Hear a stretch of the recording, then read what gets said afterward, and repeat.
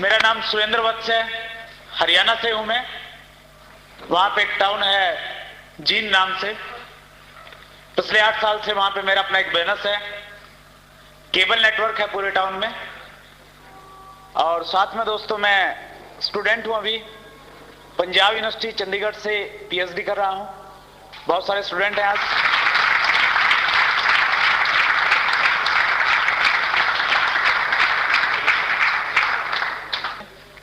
और पिछले 4 साल से आर्ट्स एंड बिजनेस का भी स्टूडेंट हूं, इसको भी सीख रहा हूं। बहुत लक्की हूं मैं और बहुत लक्की हैं आप सब लोग, क्योंकि हम सब की जो कॉमन अपलाइन है वो एक ऐसे महान व्यक्ति हैं जिन्होंने आर्ट्स एंड बिजनेस में एक इतिहास रचा है, जिन्होंने आम व्यक्ति को ये बताया कि कपड़े की किट खरीद के 1 करोड़ रुपया कमाया जा सकता है। आर्ट्स एंड बिजनेस के पहले करोड़पति कोठारी साहब।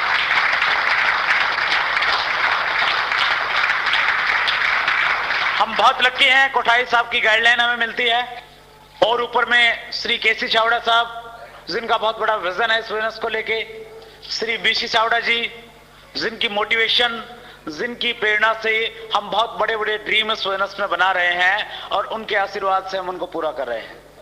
मेरा ऐसा मानना है कि मेरी जो एलओएस है, और मेरी जो एलओएस है वो निश्चित रूप से आपकी भी एलओएस है। हम सब की एलओएस दुनिया की सबसे बेहतरीन एलओएस है। सबसे बेहतरीन लोग हैं वो, सबसे अच्छे टीचर हैं वो, जो हमें एक आम व्यक्ति से खास व्यक्ति बनाने के लिए जिनका संकल्प है। आज से 4 साल पहले ये बिजनेस मेरे लिए अजनबी था। पहली बार मैंने नाम सुनाई दिया था आरसीएम। और आज आलम ये है, सुबह जब उठते हैं मोबाइल पे जो पहली फोन कॉल अटेंड करते हैं उसमें होता है गुड आरसीएम।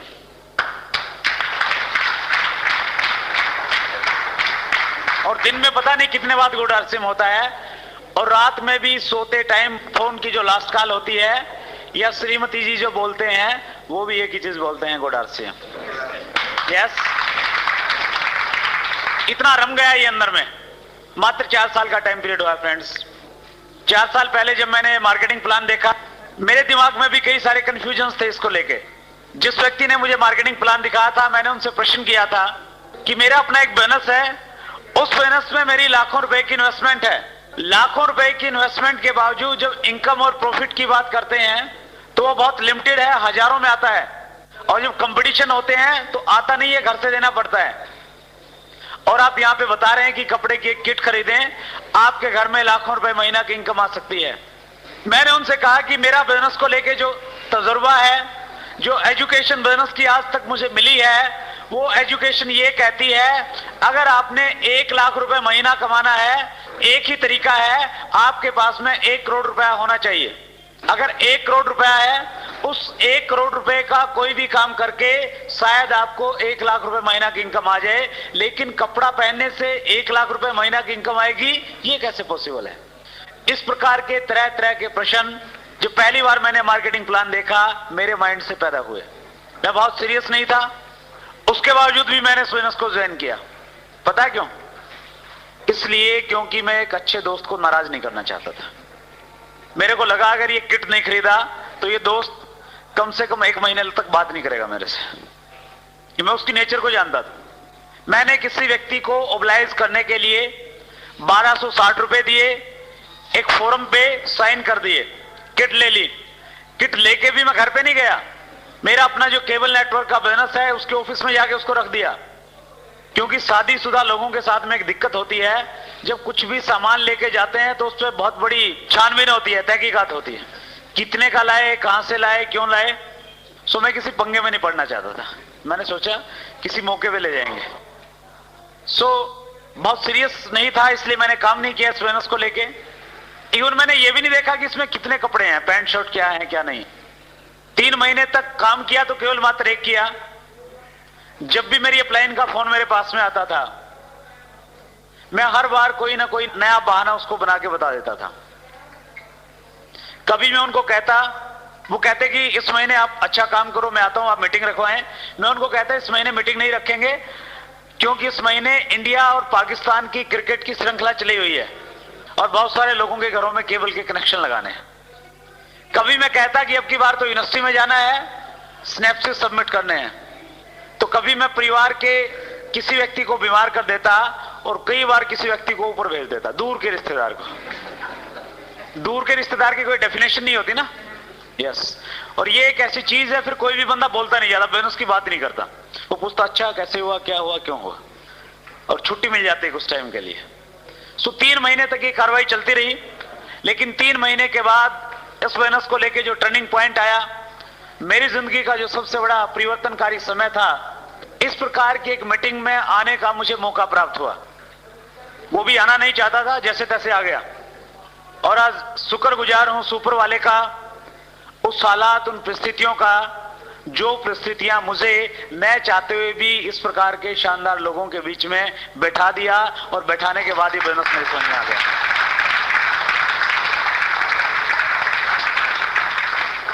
ये जो क्लैपिंग बार बार बजवाई जा रही है ना, ये इसलिए बजवाई जा रही है ताकि आपकी थोड़ी सी स्थिति ठीक हो जाए। हमारा जो दिमाग होता है ना, जैसे भूमि होती है, उसमें अच्छी फसल पैदा करने के लिए उसको साफ किया जाता है। उसमें जो गलत चीजें पैदा हो जाती हैं उनको निकालना पड़ता है, और उपजाऊ भूमि में उपजाऊ फसल पैदा होती है। सो ये जो तालियां हैं, जो पहले की नेगेटिविटी हमारे यहाँ पे फीड है, उस नेगेटिविटी को वाश करने के लिए बार बार बजाई जाती हैं। जितनी ज्यादा बजाओगे उतनी ज्यादा अच्छी समझ में आएगी।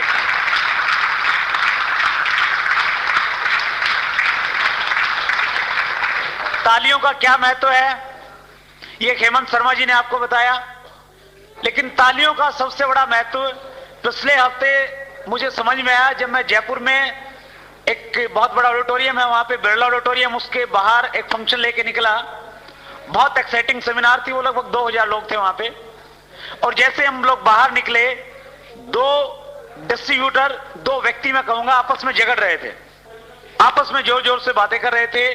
मैं उनके पास में गया, मैंने उनसे पूछा कि भैया आप लोग मीटिंग में थे, मीटिंग में तो अच्छा बोलना सिखाया जाता है, प्यार करना सिखाया जाता है, तुम झगड़ क्यों रहे हो आपस में?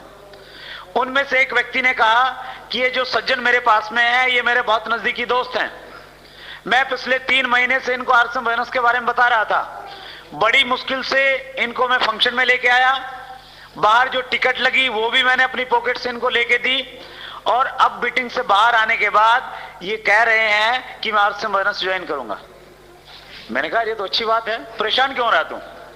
उसने कहा मैं परेशान इसलिए हो रहा हूं, ये कह रहा है कि मैं आरसीएम ज्वाइन तो करूंगा लेकिन तुम्हारे साथ नहीं करूंगा। फिर मुझे भी लगा कि यार मामला गंभीर है। मैंने उनसे पूछा कि क्या इस व्यक्ति ने आपको मीटिंग में बुलाया? बोले साहब बुलाया। इसने आपकी टिकट ली? बोले साहब ली। फिर मैंने कहा यार तुम इसके साथ ज्वाइन क्यों नहीं हो रहे? उसने कहा कि मैं इसके साथ में मीटिंग में बैठा था, मीटिंग में हर व्यक्ति तालियां बजा रहा था, इससे मीटिंग में ताली नहीं बज रही थी, मेरे को रॉयल्टी पे कैसे लेके जा सकता है?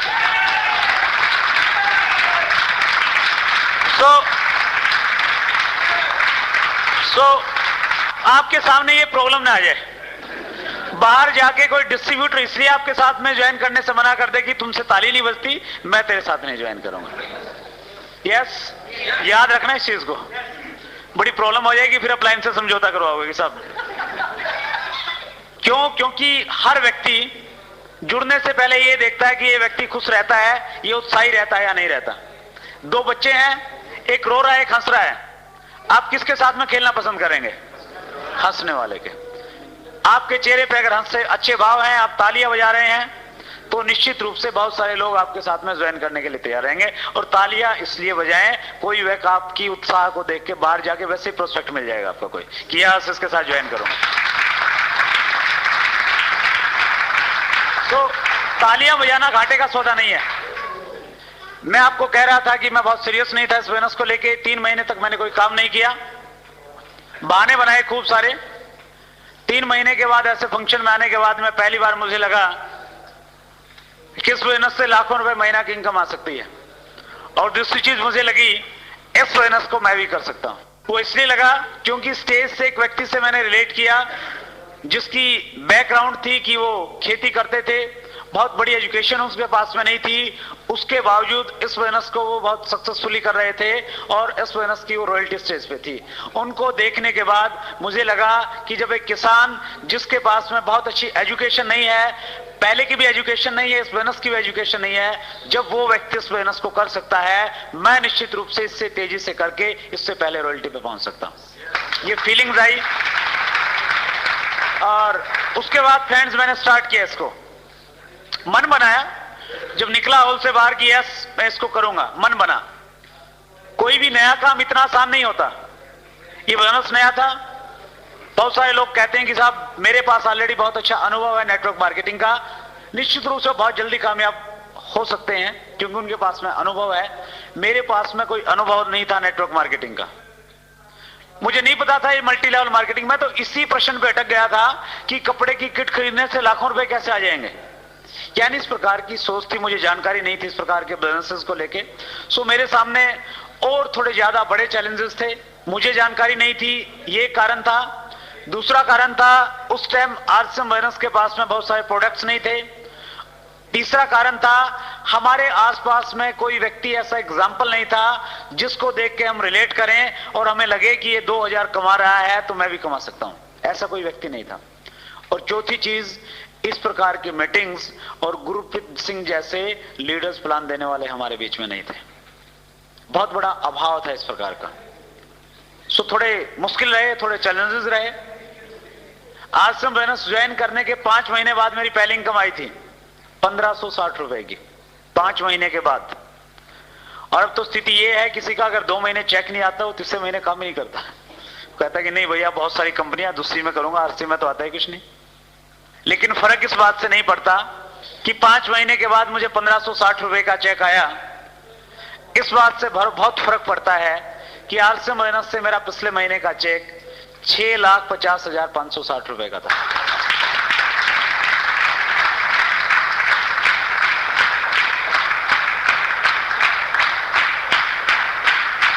Thank you very much. पिछले 4 साल में बहुत कुछ दिया फ्रेंड्स इस बिजनेस ने। एक मिडिल क्लास फैमिली की बैकग्राउंड से आया हूं मैं। मेरे फादर टीचर थे, अभी रिटायर हुए हैं 2 साल पहले। घर में 3 बहनें 2 भाई। मिडिल क्लास फैमिली के जो चैलेंजेस होते हैं वो सारे के सारे फेस किए। जिस सिटी से मैं बिलोंग करता हूं उसकी 2 लाख की पॉपुलेशन है। आज से 4 साल पहले उस 2 लाख की भीड़ का एक हिस्सा था मैं भी। लेकिन इस बिजनेस की पावर है कि आज उस 2 लाख पॉपुलेशन के शहर में अगर कभी चर्चा होती है इस चीज की कि हमारे शहर की सबसे शानदार, सबसे खूबसूरत, सबसे लग्जरी, सबसे महंगी गाड़ी किस व्यक्ति के पास में है, तो नाम आता है कि वो आरसीएम बिजनेस के डिस्ट्रीब्यूटर हैं, सुरेंद्र वत्स उनका नाम।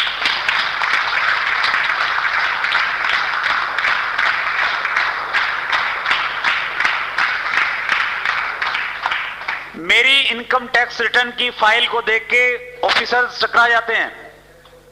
वो देखते हैं 4 साल पहले तो इस नाम की कोई फर्म नहीं था, व्यक्ति नहीं था, ये कौन व्यक्ति कहां से क्या आ गया। और वो मेरे वकील से पूछते हैं कि भैया ये करते क्या हैं, और वो मेरे से वकील साहब कहते हैं मैंने उनको कुछ पढ़ाया हुआ है क्योंकि वो भी डिस्ट्रीब्यूटर है। उनको मैंने बोला हुआ है कि जो बंदा तुम लेके आओगे वो तुम्हारी डाउनलाइन में जाएगा। वो कहते हैं कि साहब वो बहुत बड़े बिजनेसमैन है, उनका हिंदुस्तान के 29 स्टेट में बिजनेस है, बहुत कम टाइम रहते हैं जिंद में। मैं प्रयास करके आपको 1 घंटा उनसे मिलवा सकता हूं, पूछ लेना क्या करते हैं। बड़े बड़े जो ईटीओज हैं वो मिलते हैं, टाइम लेते हैं, और उन 1 घंटे में मैं उनको बताता हूं कि ये आरसीएम बिजनेस है, ये फैशन शूटिंग प्राइवेट लिमिटेड है, यहां पे आप 1500 रुपए की किट खरीदेंगे, 2 लोगों को जोड़ेंगे, उनके साथ में काम करेंगे और आप टेक्निकल बोनस पे पहुंच सकते हैं।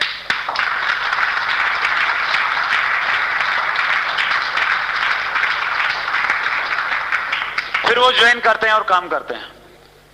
जिस बैंक में मेरा अकाउंट है सारे के सारे एम्प्लॉइज, हेमंत शर्मा जी तो समझदार है, पहले ज्वाइन हो गए, बैंक वाले हैं, सारे के सारे ज्वाइन। यूटीआई में मैंने पीछे अकाउंट खुलवाना था पानीपत, मैं जर्नली जो फॉर्मेलिटीज थी बहुत जल्दी में था, मैं अकाउंट खुलवा के आ गया। उसके बाद नेक्स्ट टाइम जब मैं गया, एक व्यक्ति को मैं जानता था, जैसे ही मेरा इंटर हुआ वहां पे सारा का सारा स्टाफ, मैनेजर, डिप्टी मैनेजर सारे के सारे इकट्ठे हो गए और उनका भी यही प्रश्न था कि साहब आप करते क्या हो। मैंने उनको बताया कि बैठो मैं बताता हूं, और मैंने उनको बताया और 1 दिन में सारा का सारा स्टाफ ज्वाइन हो गया, 1 घंटे में।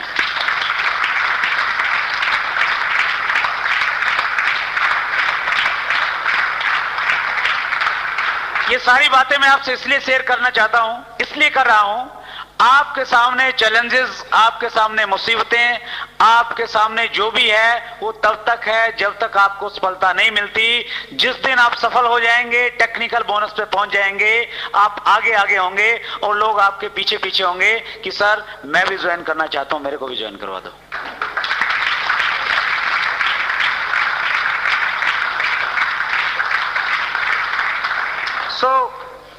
बहुत अच्छा लग रहा है फ्रेंड्स, बहुत कुछ बदल गया है इस बोनस की वजह से। कई बार सोचते हैं, 4 साल पहले देखते हैं तो बड़ा अजीब लगता है, क्या था 4 साल पहले जब बोनस की शुरुआत की? एक स्कूटर था बजाज चेतक, वो भी पुराना सा। है क्या किसी के पास में बजाज चेतक? सबके घर में। अगर सबके घर में बजाज चेतक है तो 18 लाख की गाड़ी भी आ सकती है।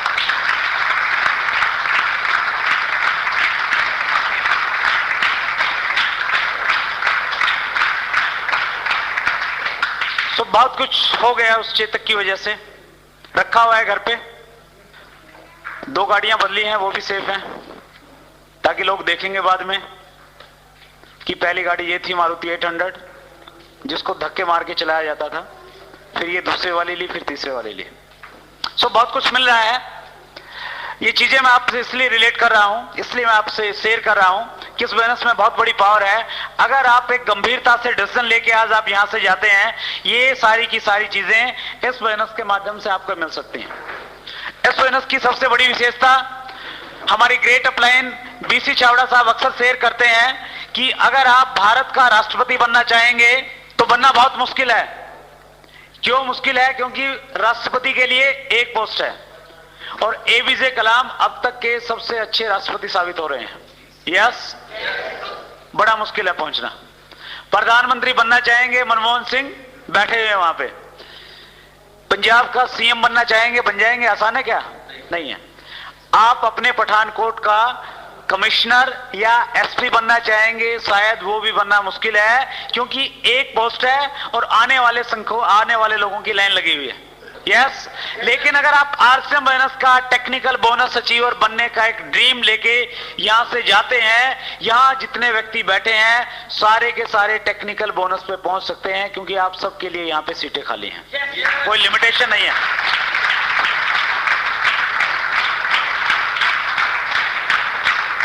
आपको भी ये मिल सकता है सब कुछ अगर आपने पॉजिटिव एटीट्यूड के साथ ये बोनस किया, सकारात्मक सोच के साथ आपने किया। पैसा कमाना चाहते हैं साहब? बड़ा अजीब सा प्रश्न है, पूछ लेता हूं, फिर भी हाथ खड़ा करें जो चाहते हैं। सभी चाहते हैं, थैंक यू। एक बार तालियां बजाएं आपके लिए, आपकी बहुत अच्छी चाहत है।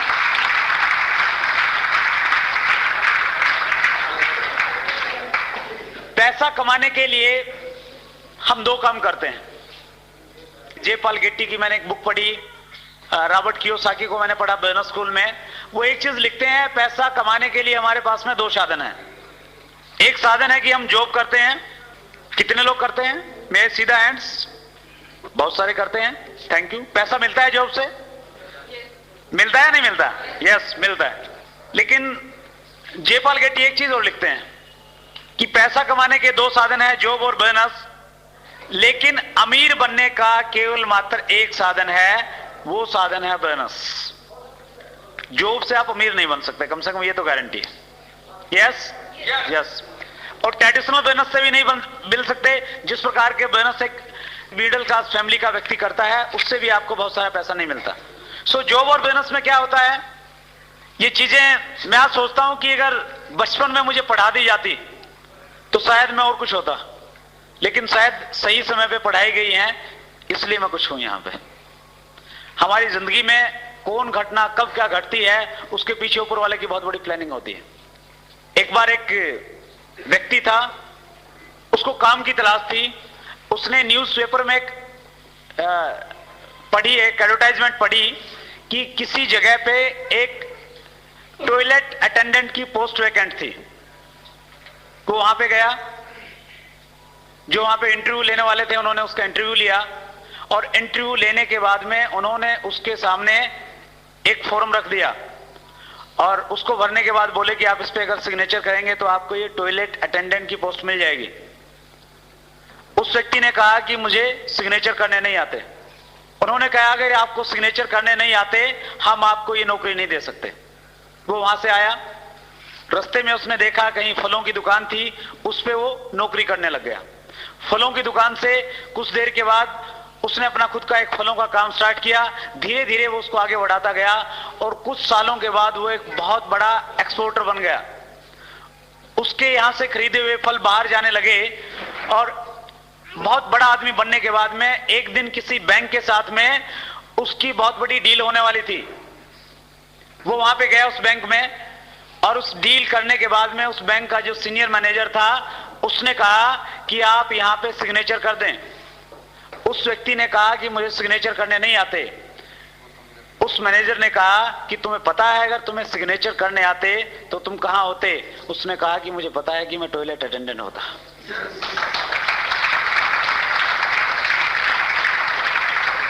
कहने का भाव यह है कि जब भी हमें जो मिलती है वो सही टाइम पे मिलती है। ऊपर वाले की प्लानिंग बहुत अच्छी होती है। आपको अगर ये कुछ लोगों को लगता है कि यार 5 साल पहले अगर हम बोनस में जुड़ जाते तो पता नहीं क्या करते, मेरा ऐसा मानना कुछ नहीं कर पाते, क्योंकि 5 साल पहले बहुत सारे लोग जुड़े थे, वो नहीं कर पाए। ऊपर वाले की प्लानिंग थी कि 5 साल के बाद आश्रम बोनस पठानकोट में आएगा, एक मीटिंग में आप आएंगे, आप प्लान देखेंगे और 6 महीने के बाद आप इसी प्रकार के शानदार होटल में किसी स्टेज से कहेंगे कि 6 महीने पहले 4 अक्टूबर 2005 को होटल विनस में मैंने एक फंक्शन देखा था, मैंने डिसीजन लिया कि मैं इस बोनस को करूंगा और उसका रिजल्ट है कि मैं आज आश्रम बोनस में रॉयल्टी के मुकाम पे।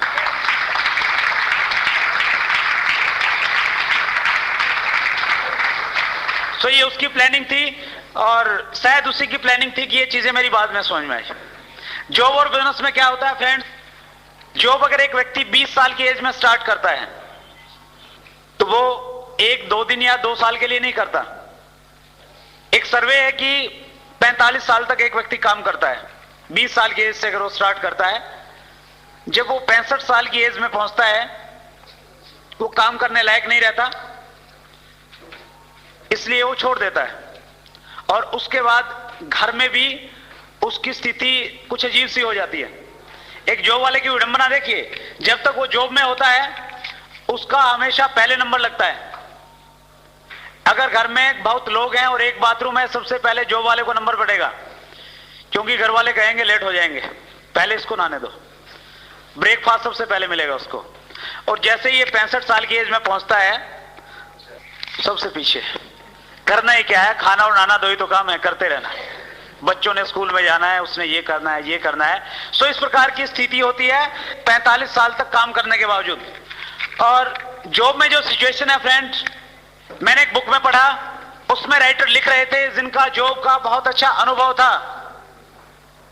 जॉब वाले जरा ध्यान से सुने, मेरा भी एक्सपीरियंस है 1 साल का, और जिस राइटर ने ये लिखा है उनका जॉब का बहुत बड़ा अनुभव है। वो राइटर लिखते हैं जॉब जो लोग करते हैं वो विश्व के किसी भी कोने में है, वो इंडिया में है या अमेरिका में है, वो मंडे को वहां पे जाते हैं जहां पे वो जाना नहीं चाहते हैं। उन लोगों के साथ ऑफिस में बैठ के चाय पीते हैं जिनके साथ में वो चाय पीना नहीं चाहते हैं, और उस बॉस को सलाम करते हैं जिसके साथ वो अच्छे ढंग से बात भी नहीं करना चाहते। यस और नो? यस। फिर भी क्यों करते हैं? मजबूरी है। यस। अगर नहीं जाएंगे तो घर में चूल्हा नहीं जलेगा, बच्चों की फीस कहां से आएगी, पेरेंट्स का इलाज कहां से करवाएंगे। करना पड़ता है, वही टेबल, वही फाइल, वही बॉस, जिंदगी भर एक नीरस से जिंदगी करनी पड़ती है, और उसके बावजूद भी पैसा नहीं मिलता। उसके बाद अगर हम बिजनेस में आए, जॉब में और बिजनेस में दोनों में एक कॉमन चीज है, जॉब वाला भी 45 साल काम करता है और बिजनेस वाला 45 साल काम करता है। और बिजनेसमैन की तो बड़ी अजीब स्थिति होती है फ्रेंड्स। मैंने दोनों चीजें देखी हैं। मैंने जॉब किया 1 साल एक प्राइवेट स्कूल में, और बिजनेस में हूं मैं पिछले 8 साल से। एक बिजनेसमैन अगर उसका एक अच्छा शानदार शोरूम है, वो अगर 20 साल की एज में अपने शोरूम पे जाना शुरू करता है, उसका जो पहला दिन होता है वो जाता है अपनी दुकान के, अपने शोरूम के स्तर को ऊपर उठाता है और दिन भर वहां बैठ के ग्राहकों का इंतजार करता है। अपनी शॉप में वो बहुत अच्छी अच्छी चीजें लिखवा लेता है कि ग्राहक मेरे लिए भगवान है, ग्राहक की संतुष्टि ही मेरा ध्येय है। यस। लेकिन अंदर से वो ये सोचता है कि ये जो आया है ना, इसकी जेब में जितने पैसे हैं सारे के सारे निकलवा लूंगा। यस। वो कहते हैं कि मुंह देख के टीका लगाते हैं। कार में आया तो ज्यादा मांग लूंगा, साइकिल पे आया तो सोचूंगा कि ज्यादा इसके पास नहीं होंगे, कम ले लूंगा। Yes yes. दिन भर वो यही काम करता है और रात में क्या करता है, जो सर ऊपर उठाया था उसको नीचे कर देता है और जाके घर पे सो जाता है। ठीक। दूसरे दिन क्या करता है, वो वही करता है। डलहौजी घूमने के लिए तो नहीं जाता, नहीं जाता। 2 साल बाद क्या करता है, स्टर ऊपर नीचे। 10 साल बाद, 20 साल बाद, 45 साल तक उसका एक ही काम है, सुबह आना, स्टर ऊपर करना, रात को नीचे, स्टर ऊपर, स्टर नीचे, स्टर ऊपर, स्टर नीचे। और ये भूल जाता है वो कि ऊपर वाले ने तुझे पैदा क्यों किया है। उसकी समझ में शायद ये आता है कि ऊपर वाले ने एक ही काम सोचा है कि बेटा जाओ, 20 साल की एज में तुझे काम दूंगा और एक ही काम है, जिंदगी भर स्टर ऊपर करते रहना, नीचे करते रहना, ऊपर करते रहना, नीचे करते रहना। और वो बिजनेसमैन बेचारा सोच भी नहीं पाता कि वो क्या कर रहा है, फुर्सत ही कहां सोचने की। आप किसी को बुलाइए ना आरसीएम बिजनेस की मीटिंग में, कहेगा टाइम नहीं है साहब, फुर्सत नहीं है। 4000 रुपए महीना कमाने की फुर्सत है, जहां से 4 लाख मिल जाता है, वो बात सोचने की फुर्सत नहीं है लोगों के पास।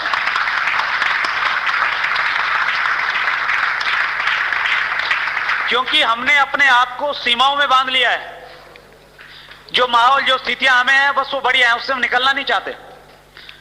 और न केवल मात्र निकलना नहीं चाहते, हमें नहीं लगता कि हम इससे ज्यादा कुछ कर सकते हैं जिंदगी में। सो ये स्थिति है फ्रेंड्स एक बिजनेसमैन की। एक बिजनेसमैन 45 साल तक काम करने के बावजूद अगर उसको पैसा मिल भी जाता है, उसने 20 लाख इकट्ठा कर लिया, वो उस पैसे का क्या करता है, अपने बच्चों को छोड़ देता है और 20 साल की एज में जब उसका बच्चा होता है उसको वो काम सुनवा देता है। और उसका बच्चा क्या करता है, वो भी स्टर ऊपर, स्टर नीचे, स्टर ऊपर, स्टर नीचे। और वो उस 20 लाख को 50 लाख कर देता है। और वो क्या करता है, वो अपने 20 साल के बेटे को दे जाता है कि बेटा बड़ी मेहनत से कमाया, इसको खोना मत। और वो भी अपने बात को पूरा करता है, वो भी स्टर ऊपर, स्टर नीचे, वो उसको 50 लाख को 2 करोड़ कर देता है।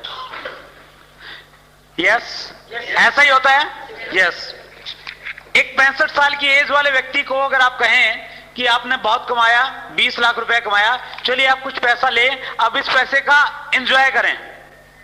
क्या 65 साल की एज में एंजॉय करने के लिए कोई व्यक्ति मनाली या डलहौजी जाएगा? तो या तो अमृतसर जाएगा या हरिद्वार जाएगा, राम का नाम ले लें बस, ये बहुत बड़ी चीज है, बस उसके पास जाना है वो। ठीक है ना। सो सोच बदल जाती है उस एज में जाने के बाद में। सो फ्रेंड, इस प्रकार की स्थिति है। और रॉबर्ट कियोसाकी कहते हैं कि ये जॉब और बिजनेस का जो सिस्टम है, ये एक चूहा दौड़ है। क्या है? चूहा दौड़। वो कहते हैं कि जॉब और बिजनेस वाला जो ये चक्कर है, जो व्यक्ति एक बार इस चक्कर में फंसता है वो जिंदगी भर फंसा रहता है। जिस प्रकार से एक बिल्ली चूहे के पीछे लगी रहती है, इसी प्रकार से एक जॉब वाला और बिजनेस वाला पैसे के पीछे लगा रहता है। पैसा मिल जाए, पैसा मिल जाए, पैसा मिल जाए, और जिंदगी भर उसको पैसा नहीं मिलता। ये स्थिति है हमारी। लेकिन ऊपर वाले का हम बहुत बहुत थैंक्स करते हैं, उसने ऐसी कुछ प्लानिंग की, उसने एक ऐसे महान व्यक्ति के माइंड में एक कॉन्सेप्ट डाला, और एक ऐसा कॉन्सेप्ट जिस कॉन्सेप्ट के जरिए हम इस चूहा दौड़ से बाहर निकल जाएं, और ऐसे निकल जाएं, पैसे को अपना गुलाम बना लें। जितना आप चाहते हैं उससे कहीं ज्यादा आएगा, उससे कम नहीं आ सकता। जानते हैं उस अवसर का नाम क्या है? क्या नाम है? क्या नाम है? क्या नाम है? आरसीएम। एग्जैक्टली। आरसीएम ये कॉन्सेप्ट जो आज से 5 साल पहले स्टार्ट हुआ, और इस बिजनेस की पावर देखिए फ्रेंड्स, इन दोनों में कंपैरिजन कीजिए। पैसा कमाने का एक साधन जॉब और बिजनेस, दूसरा साधन है आपके पास में आरसीएम बिजनेस। इस बिजनेस को कोई भी व्यक्ति किसी भी एज में अगर स्टार्ट करता है, उसको 45 साल काम करने की जरूरत नहीं है। इस बिजनेस में उसको केवल मात्र 5 साल लगाने हैं। कितने साल? 5 साल। एक व्यक्ति अगर 20 साल की एज में इसको स्टार्ट करता है, 5 साल काम करके वो 25 साल की एज में रिटायर हो जाता है। यहां तो रिटायर तब होते हैं जब काम करने लायक नहीं रहते, और यहां पे रिटायर वो तब होता है जब जिंदगी में असली आनंद लेता है।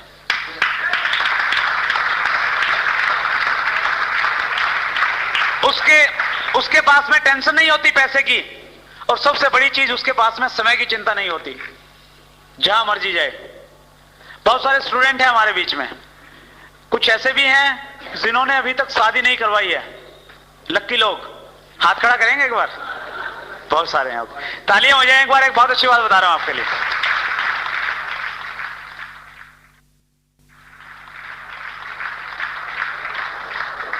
हमारे राकेश शर्मा जी, जिन्होंने टेक्निकल बोनस पे जाने के बाद में शादी करवाई, वो अक्सर एक चीज कहते हैं कि शादी करवानी है तो टेक्निकल बोनस पे जाने के बाद में करवाना।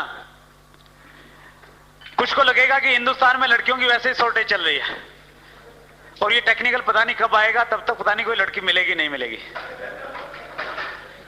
चिंता मत करें फ्रेंड्स, जिस दिन आप आरसीएम बोनस के टेक्निकल बोनस के मुकाम पे होंगे, उस दिन आपको बहुत सारे जो पेरेंट्स हैं वो केवल मात्र आपको ही ढूंढेंगे। इसलिए ढूंढेंगे, दो कारण है उसके पीछे। क्योंकि अगर उनको वो बुद्धिजीवी हैं और उनको पता है कि आरसीएम बोनस क्या है, आरसीएम बोनस का टेक्निकल बोनस का लेवल क्या है, वो आपको इसलिए पसंद करेंगे क्योंकि उनको पता है टेक्निकल बोनस पे जाने के बाद घर में पैसे की चिंता नहीं रहेगी।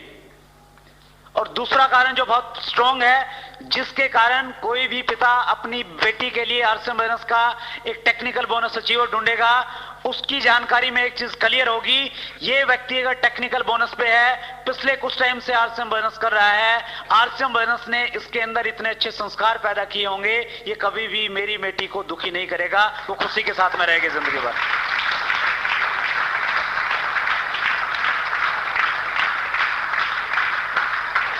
ये एजुकेशन मिलती है फ्रेंड्स इस बोनस से। आप पढ़ें बोनस स्कूल रॉबर्ट कियोसाकी की, बोनस स्कूल बहुत यूनिक बुक। उस बुक में रॉबर्ट कियोसाकी ये कहते हैं कि ये जो नेटवर्क मार्केटिंग के बोनसेस हैं, इनको ज्वाइन करने के 8 फायदे हैं। वो कहते हैं कि 8 छुपे हुए फायदे जो आपको दिखाई नहीं देते, और उन 8 फायदों में से सबसे बड़ा फायदा वो बताते हैं, इस बोनस के माध्यम से आपको जिंदगी बदलने वाली एजुकेशन मिलती है जो आपकी लाइफ को चेंज कर देती है। आप कोई भी अगर जॉब करते हैं, उसमें आपकी इनकम चेंज होती है। आप 5,000 कमाते हैं, 7,000 मिलने लग जाएंगे, 10,000 मिलने लग जाएंगे, लेकिन इस बोनस की पावर है, ये आपकी लाइफ को, आपकी जिंदगी को चेंज कर देता है। न केवल मात्र पैसा, अपितु एक बहुत अच्छी सोच आपके अंदर डेवलप करता है। उस सोच की वजह से आपको बहुत आत्म संतुष्टि और मानसिक शांति मिलती है, जो केवल मात्र इस बोनस से मिल सकती है। दूसरे किसी बोनस में अगर आप बहुत सारा पैसा कमाएंगे, वो पैसा आपको साथ में बहुत सारी टेंशन लेके आएगा। यस, न्यूज़पेपर में पढ़ते हैं कि एक करोड़पति व्यक्ति था, होटल से गिर के उसने सुसाइड कर लिया। एक बहुत अच्छी फिल्म स्टार थी, सुसाइड कर लिया। क्यों? टेंशन है उस पैसे में। लेकिन आरसीएम बोनस में अगर 2,000 भी आए हैं तो भी संतुष्टि देते हैं, 2 लाख आए हैं तो भी संतुष्टि देते हैं, और 1 करोड़ 20 लाख रुपए आए हैं तो भी संतुष्टि देते हैं।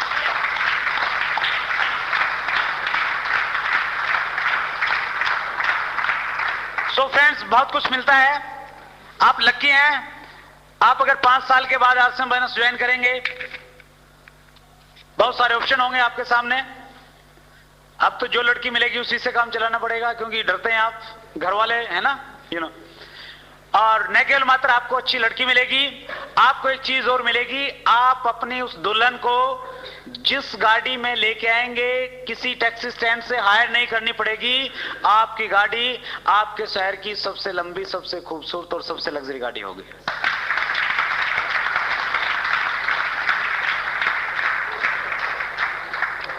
तो आप एक डिसीजन लेके जाएं आज यहां से, ये बोनस क्या है, कैसे ये काम करेगा, बात की बातें धीरे धीरे समझ में आ जाएंगी। लेकिन एक डिसीजन लेके जाएं, ये 45 साल की जिंदगी अच्छी है या 5 साल की? 45 साल या 5 साल? 45 साल या 5 साल? 5 साल। और ये 5 साल के लिए जॉब छोड़ने की जरूरत नहीं है। कहीं जाते ही रिजाइन कर दो कि भैया 5 साल वाली चाहिए, मैं 45 साल की तो नहीं, ना बाबा ना। और ये भी नहीं है कि स्तर ऊपर नीचे की बात आपने सुन ली तो जाते ही लोग कर दो कि नहीं, स्तर ऊपर नीचे के लिए पैदा नहीं हुआ मैं। करो, थोड़े दिन और करो, तब तक करो जब तक आपके जॉब से, आपके बोनस से जितनी इनकम मिलती है उतनी इनकम आरसीएम बोनस नहीं दे देता। जिस दिन उतनी मिल जाएगी, अपनी अप्लायंस से डिस्कस करके आप डिसीजन लेना, उससे कई गुना मल्टीप्लाई कर सकते हो अगले कुछ महीनों में। यस। और ये 5 साल का जीवन फ्रेंड्स बहुत उत्साह का जीवन है, बहुत आनंद का जीवन है, बहुत एक्साइटमेंट का जीवन है। आरसीएम बोनस अगर किसी व्यक्ति ने 3 महीने पहले ज्वाइन किया है, वो कहता है कि सर 3 महीने पहले मैंने ज्वाइन किया था, इस बोनस से मुझे कोई इनकम नहीं आई, कोई चेक नहीं आया, लेकिन इन 3 महीनों में इस बोनस को करते हुए मुझे मजा आ रहा है, मुझे पता लगा कि जिंदगी के मायने क्या हैं, जिंदगी जीना चाहता हूं इसलिए करूंगा तो आरसीएम बोनस करूंगा।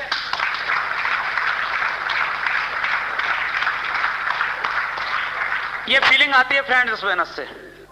हम सुबह होशियारपुर थे, बहुत अच्छे अच्छे बिजनेसमैन, बहुत अच्छे अच्छे ऑफिसर्स, उन्होंने शेयर की ये चीज कि मैं पिछले 20 साल से जॉब में हूं, एक बहुत बड़ा अधिकारी हूं, लेकिन आज तक किसी ने मेरे लिए तालियां नहीं बजाई। ये आरसीएम बोनस है जो मेरे तालियां भी मेरे लिए बजाता है और मेरा उत्साह भी बढ़ाता है।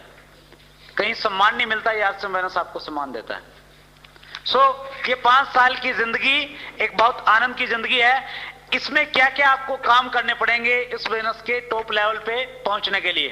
टॉप लेवल पे जाना चाहते हैं? yes. आर्थिक आजादी प्राप्त करना चाहते हैं? yes. चाहते हैं? यस। जो मैंने सीखा है, मेरी ग्रेट अपलाइन की जो डायरेक्शन मुझे मिली है, वो कुछ चीजें मैं आपसे शेयर करूंगा। इस बोनस का जो टॉप लेवल है टेक्निकल बोनस, जहां पे जाने के बाद कोई भी व्यक्ति आर्थिक रूप से आजाद हो जाता है, पैसे की उसको चिंता नहीं रहती। टेक्निकल बोनस वो मुकाम है, अगर आप अपनी पत्नी को आरसीएम बोनस के पिकअप सेंटर पे साड़ी खरीदने के लिए लेके जाएंगे और आपकी पत्नी अगर ये कहेगी कि इन दोनों में से कौन सी खरीदूं, आप कहेंगे कि अगर 6 है तो 6 की 6 खरीद लो, हर रोज बदल बदल के पहनना।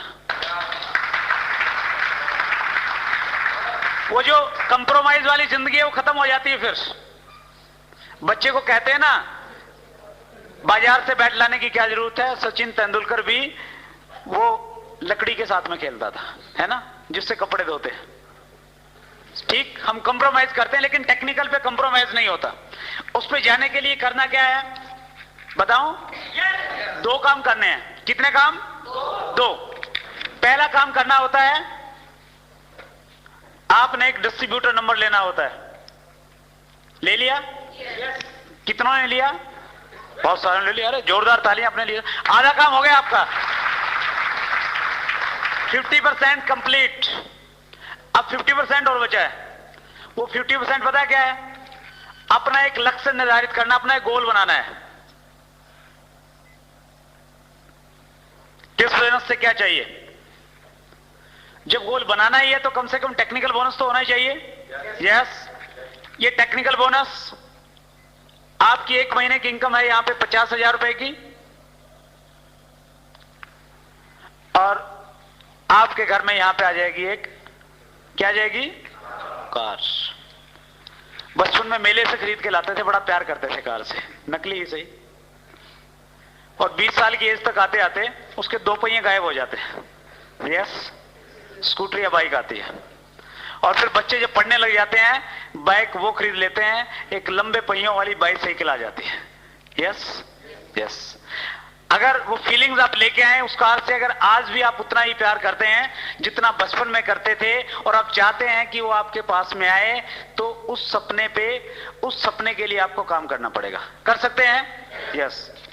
पहले आपने निर्धारित करना पड़ेगा कि आप टेक्निकल बोनस पे जाना चाहते हैं, कितना टाइम पीरियड लगेगा, कितना लेना चाहते हैं।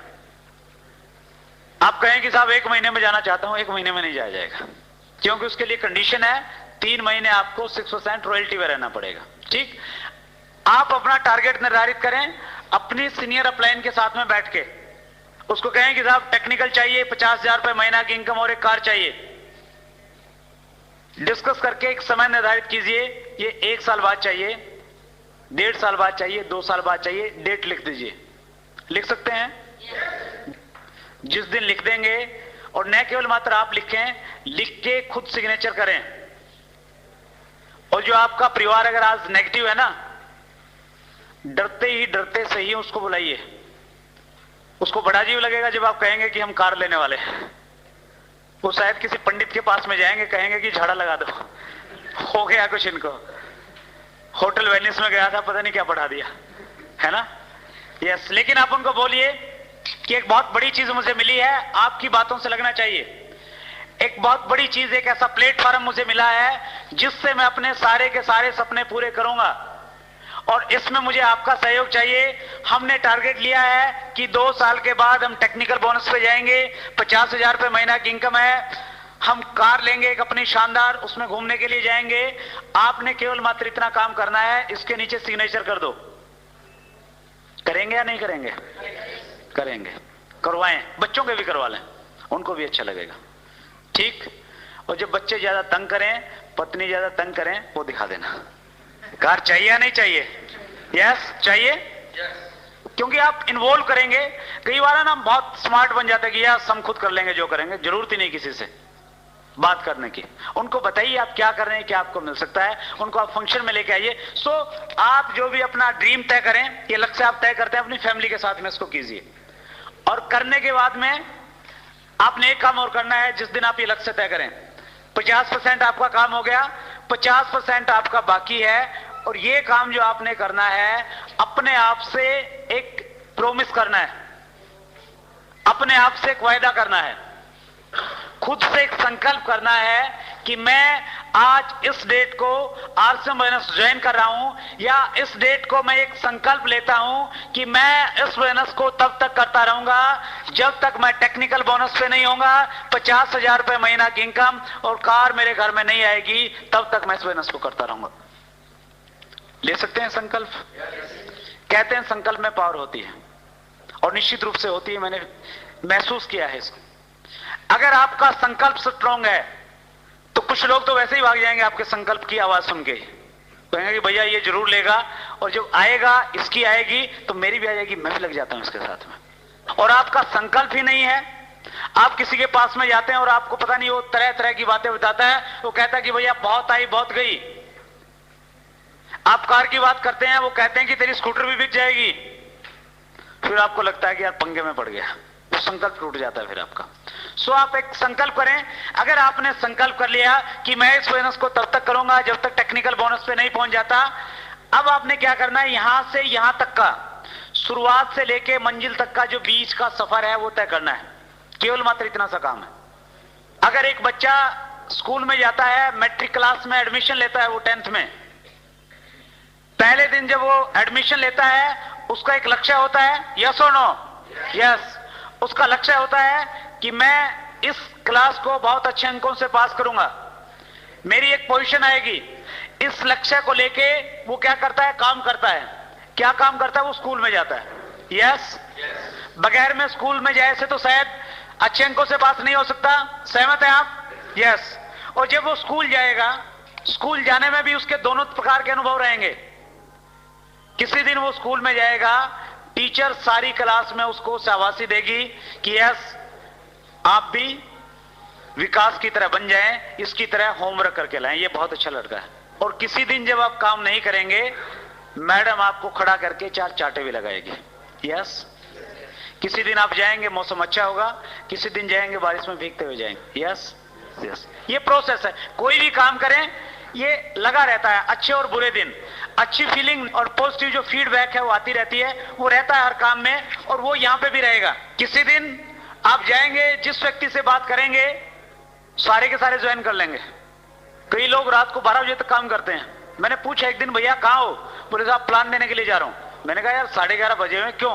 बोले आज का दिन बहुत लकी है, जिससे बात की सारे के सारे ज्वाइन हो रहे हैं, 12 बजे तक काम करूंगा आज तो। कई बार अच्छी फीलिंग्स होती हैं, कई बार ऐसी फीलिंग्स भी आएंगी, आप बहुत एक्साइटेड होके जाएंगे कि यस डलहौजी में तो मेरा बहुत अच्छा दोस्त है, और जम्मू में तो वो मेरा बचपन का दोस्त है, वो और मैं मिलके कमाल कर देंगे, पूरे J&K पे कब्जा कर लेंगे। आप वहां पे जाते हैं और आपका दोस्त आपसे कहता है कि भैया तेरा पहले वाला काम ठीक नहीं चल रहा है कि इस प्रकार के बेकार के पंगों में पड़ गए। और फिर आपको लगता है कि यार, है ना, कुछ फीलिंग होती है अजीब सी। यस यस, वो आपके साथ भी होती होगी, निश्चित रूप से मेरे साथ बहुत बार हुई है। सो ये प्रोसेस है, ये आपको बीच में करना पड़ेगा। एक हमारे बहुत अच्छे लीडर, जिन्होंने आज से 3 साल पहले आरसीएम बोनस में प्रवेश किया, काम किया 3 साल तक, और इतना काम किया कि 3 साल में हिंदुस्तान के सबसे प्रिय लीडर के रूप में वो हिंदुस्तान के कोने कोने में जाने लगे। लेकिन ऊपर वाले को जो मंजूर है वो होता है। वो 2 सितंबर को हमारे बीच में नहीं रहे, लेकिन वो अक्सर एक चीज बोलते थे, वो अक्सर एक चीज कहते थे कि इंसान चलता है तो गिरता है, इंसान चलता है तो गिरता है, ये प्रोसेस है। और जब आप चलेंगे तो गिरेंगे, और जब भी गिरे एक काम करना, आप जल्दी से उठ जाना। क्या करना? उठ जाना जल्दी से। अगर आप उठेंगे, जितनी जल्दी से उठेंगे उतनी जल्दी आपको आपकी मंजिल मिल जाएगी। और ये मैसेज हर अवतार ने दिया है। कृष्ण ने भी दिया, नानक ने भी दिया, मोहम्मद ने भी दिया, ईशा ने भी दिया कि जब मैंने चलना सीखा था, चलने से पहले मैं गिरा था, मैंने गिर गिर के चलना सीखा है। आप भी किसी क्षेत्र में कामयाब होना चाहते हो, बगैर गिरे आपको चलना नहीं आएगा। बगैर असफलता के कभी सफलता मिल ही नहीं सकती कहीं।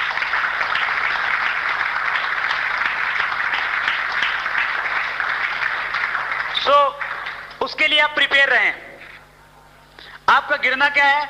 आपका गिरना है, आप जाएंगे, आप बहुत एक्साइटेड हैं, 4 लोगों से बातचीत करेंगे, 4 के 4 मना कर देंगे।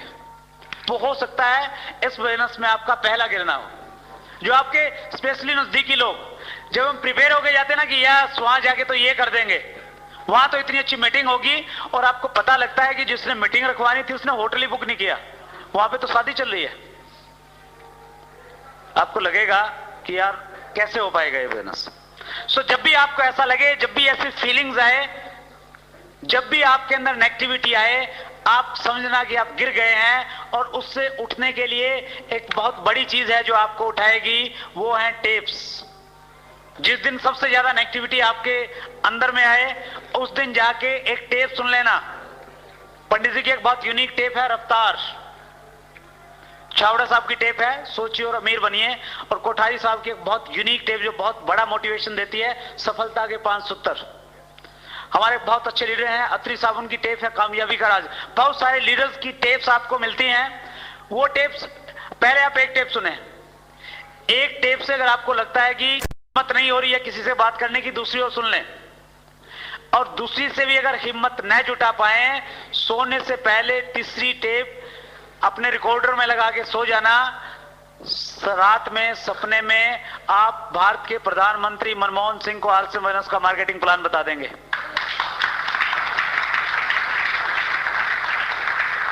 आप कहेंगे कि सर अगर हिंदुस्तान में आर्थिक आजादी लानी है तो आरसी बिजनेस ज्वाइन कर दो सबको, सारे के सारे रॉयल्टी और टेक्निकल पे जाएंगे। ये मिडिल मैन का पैसा अगर आम व्यक्ति में बंटने लग जाएगा, हर व्यक्ति आत्मनिर्भर हो जाएगा, हर व्यक्ति के पास में पैसा आ जाएगा। आरसी बिजनेस क्या करता है? 20% लोगों का पैसा 80% लोगों में बांटता है। और जिस दिन वो बट जाएगा, सभी एक समान हो जाएंगे, आर्थिक रूप से संपन्न नहीं, कोई ज्यादा टेंशन नहीं रहेगी। यस और नो? यस। सो ये टेप्स आपको उठाएंगी। जब जब आप गिरें, इन टेप्स का सहारा लें। जब ज्यादा नेगेटिविटी है उतनी ज्यादा टेप सुने। जर्नी लोग परेशान होकर छोड़ देते हैं कि भैया मैं तो नेगेटिव हूं, कई कहते हैं साहब मैं तो नेगेटिव हो गया। अरे भैया टेप सुन लो। और जब नेगेटिव होता है कहता है कैसे सुनूं, पैसे नहीं है। सो ये टेप आपको उठाएंगी। दूसरी चीज, जब हम काम करते हैं, आगे बढ़ते हैं, कई बार हमें लगता है कि मेरे सामने जो स्थितियां हैं, जो परिस्थितियां पैदा हो गई हैं, वो बहुत अच्छी नहीं है। इन हालात में मैं कैसे काम करूं? क्योंकि मेरी फैमिली विरोध कर रही है, क्योंकि मेरे सामने फाइनेंशियल चैलेंजेस हैं, मेरे साथ में जो लोग आते हैं वो काम नहीं कर रहे हैं। इन परिस्थितियों में मैं क्या करूं? इन परिस्थितियों में अगर आप एक बुक पढ़ेंगे, वो बुक आपको प्रेरणा देगी, वो बुक आपको बताएगी आपसे विपरीत परिस्थितियां तो कृष्ण के पास में थी, जिनका मामा उनके पैदा होते ही उनको मारने के लिए उनके पीछे पड़ गया था। वो बुक आपको बताएगी विपरीत परिस्थितियां थी तो नानक के साथ थी, विपरीत परिस्थितियां थी तो मोहम्मद के साथ थी, विपरीत परिस्थितियां थी तो महात्मा गांधी के साथ थी, जिन्होंने एक लाठी के सहारे हिंदुस्तान को आजाद कराने का बहुत बड़ा संकल्प लिया था।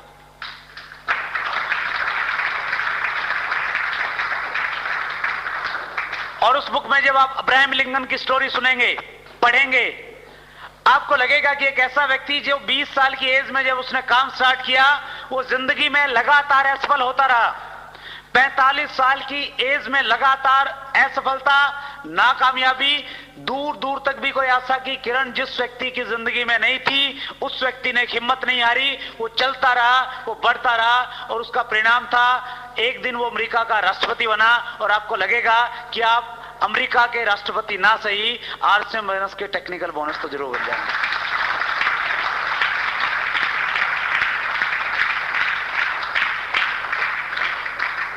ये बुक आपको मोटिवेट करेंगे फ्रेंड्स। मैं जो कुछ हूं, सबसे बड़ा योगदान है उसके पीछे बुक्स का। उनसे मैंने पढ़ा, अपनी सोच को बड़ा किया, और लगा कि जिस व्यक्ति को आज हम बुक में पढ़ते हैं, उसको हम इसलिए पढ़ते हैं क्योंकि उस व्यक्ति ने कठिन परिस्थितियों में काम किया है। उसके पास में एक ही गुण था, कोई भी था वो, जो कठिन परिस्थितियों में छोड़ के चला गया, उसको उसके घर वाले भी नहीं जानते। 3 दिन के बाद में भूल जाते हैं लोग। यस, कितने लोग हैं जो अपने दादाजी के दादाजी के दादाजी को जानते हैं? बहुत कम है। अब्राहम लिंकन को क्यों जानते हैं? कुछ करके गए। क्यों किया? कठिन परिस्थितियां थी। यस यस, ये बुक आपको मोटिवेट करेंगी। और उसके बाद जब आपके सामने सबसे बड़ी निराशा है, आपकी मंजिल को तक पहुंचाने में सबसे बड़ा योगदान रहेगा एक तीसरी और बहुत महत्वपूर्ण चीज, वो है फंक्शन। इस प्रकार की मीटिंग्स, आप किसी के ड्राइंग रूम में जाके किसी व्यक्ति को ज्वाइन करवाते हैं, वो आरसीएम बैनर्स का डिस्ट्रीब्यूटर बन जाता है। अगर आपने उस व्यक्ति को लीडर बनाना है, अगर आप चाहते हैं कि इस व्यक्ति की टेक्निकल बोनस का बेस बनना स्टार्ट हो जाए, उसको इस प्रकार के माहौल में बिठाना पड़ेगा ताकि उसके दिमाग में 1 लाख रुपए महीना कमाने की बात घुस पाए। लेके आना पड़ेगा आपको, लोगों को ला सकते हैं। ये जो मीटिंग्स होती हैं, ये इस प्रकार के फंक्शन होते हैं, ये लीडर्स पैदा करते हैं। यहां से शुरुआत होती है। कोई व्यक्ति डिसीजन लेके जाता है, गंभीर डिसीजन, कि यस आज मेरी समझ में आ गया, मैं करूंगा, और निश्चित रूप से वो करता है, और उसका रिजल्ट रहता है। कुछ टाइम के बाद लोग उसको मुकेश कोठारी के रूप में जानते हैं, कुछ लोग उसको सतीश पंडित के रूप में जानते हैं, कुछ लोग एस अत्री के रूप में जानते हैं, तो कुछ लोग राकेश शर्मा और प्रमोद गुलाटी के रूप में उनको जानने लग जाते हैं, क्योंकि वो इस प्रकार की मीटिंग्स की पैदावार होते हैं। यस, फंक्शन अल्टीमेट है। एक बहुत बड़ा फंक्शन है हमारा, जिसकी पर्सनली न केवल मात्र में हर व्यक्ति उस फंक्शन की वेट में रहता है। दिवाली साल में एक बार आती है, यस और नो? यस। आपको दिवाली की जितनी खुशी होती है, उससे कहीं ज्यादा खुशी व्यापारियों को होती है, क्योंकि उनको पता है कि इस 1 महीने में उतनी सेल होनी है जितनी 11 महीने में नहीं हुई। यस, वो बहुत उत्साहित रहते हैं। और हमारे आरसीएम बैनर्स में भी जो दिवाली होती है, जो सबसे ज्यादा बोनस और सबसे ज्यादा अचीवमेंट आती हैं, वो एक फंक्शन होता है, एनिवर्सरी फंक्शन, साल का सबसे बड़ा फंक्शन। और अब तक का अनुभव ये बताता है कि जितनी अचीवमेंट्स 11 महीने में मिलती हैं, उससे कहीं ज्यादा अचीवमेंट्स जिस महीने में फंक्शन होता है उससे अगले महीने मिल जाती हैं। वो एनिवर्सरी फंक्शन बहुत जल्द, 5 दिन बाकी हैं अभी, 9 अक्टूबर को हो रहा है। बहुत सुंदर शहर, जिसको विदेशों से लोग देखने के लिए आते हैं, पिंक सिटी जयपुर। यस, कितने लोगों ने देखा है? Thank you. कम संख्या है। हिंदुस्तान में रहते हुए कम से कम जयपुर को जरूर देख लें, क्योंकि अमेरिका के राष्ट्रपति विल क्लिंटन कई बार देखने के लिए आ गए। यस, जब वो इतना पैसा लगा के देख सकते हैं, हम भी देख सकते हैं। यस यस, सो दोनों काम होंगे। आप जयपुर भी देखेंगे और आरसीएम बैनर्स का एक फंक्शन देखेंगे, उससे गंभीर डिसीजन लेके आएंगे आप। सो ये जो फंक्शन है, ये अल्टीमेट है। यहां से यहां तक चलने का आपने सफर तय करना है, बस केवल मात्र इतना काम है। कर सकते हैं इसको? यस। और अंत में मैं एक चीज और शेयर करना चाहूंगा कि जो जॉब और बिजनेस जिसके बारे में हम बात कर रहे थे, उन दोनों का जो डिजाइन किया गया है, उन दोनों का डिजाइन जिंदगी में ऐशो आराम प्राप्त करने के लिए नहीं किया गया। जॉब और बिजनेस का जो ट्रेडिशनल बिजनेस हमारे हैं, उनका डिजाइन किया गया है केवल मात्र दाल रोटी पैदा करने के लिए, एक आम सी जिंदगी जीने के लिए उन दोनों चीजों को बनाया गया है। और जिस चीज की जिस प्रकार की बनावट होती है, वो उसी प्रकार से काम करती है।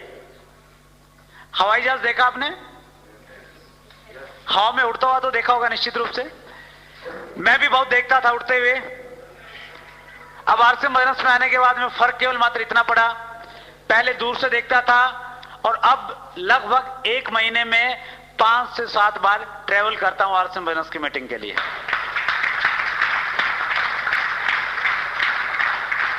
हवाई जहाज का जो निर्माण होता है किस लिए होता है? उड़ने के लिए। यस। कहां पे उड़ने के लिए? जमीन पे? हवा में उड़ने के लिए। यस। हवा में उड़ने के लिए हवाई जहाज का आविष्कार हुआ, बनाया गया उसको इसलिए।